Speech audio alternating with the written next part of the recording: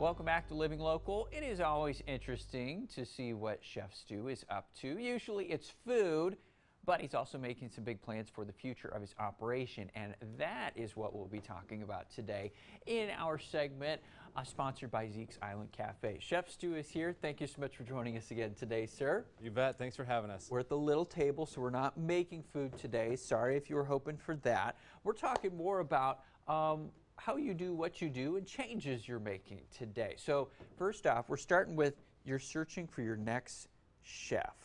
Tell me about what that means. Well, as we established in an earlier episode, we wish there were two of me.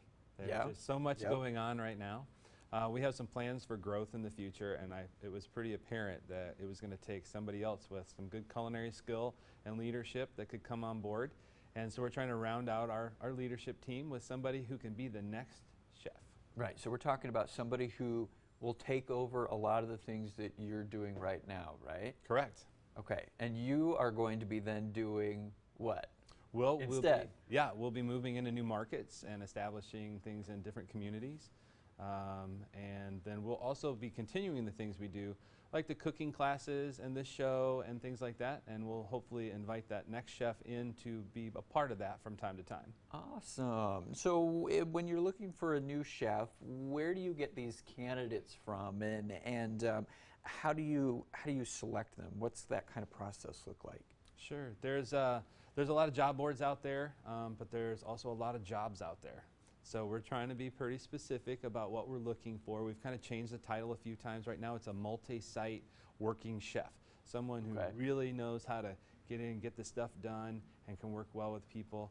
And they can go through our website and just apply online. I think we have something on Facebook and all that kind of stuff, but we're reaching out as far as we can go.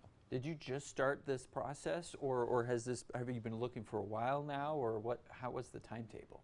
It's been about 3 weeks that we've been actively out there. We've been planning this for about 6 weeks before that, and we're hoping to wrap this up in the next 2 or 3 weeks, and then invite that person who we select to come onto the show and introduce them. So when you're looking at these candidates, what kind of criteria are there for people curious who aren't familiar with your line of work in culinary, the culinary world?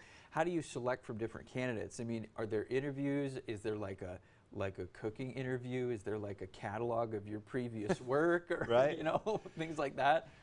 Sure, there's the basic resumes, and we can slim it down pretty quickly from there to a small group of people.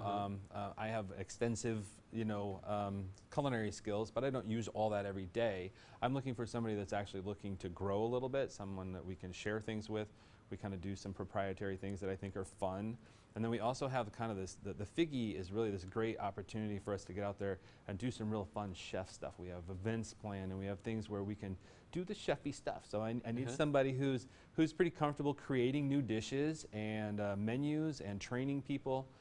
That's kind of our thing, but hopefully we're looking for somebody that's has a love for culture and kind of the connection to the community. That's kind of our thing, that kind of generosity of pulling recipes in and getting them out to people so they can try new things. So you don't do some sort of like intense Gordon Ramsay, like try out scary thing? We're thinking about it, actually. Yeah, there will be some cooking stuff. We'll bring them in and we'll say, okay, here's some ingredients. What would you make out of this? And we'll probably get some footage of that and see just kind of what people come up with, because it's really important to be able to kind of think on a dime and do what you need to do. So is the application period over now, or are you just selecting from candidates you already have, or can people still apply if somebody's qualified? Sure. If people are super interested, they can still apply. Probably the fastest way is to just go straight to our website, and then there's an application there, and they can just say interested in that.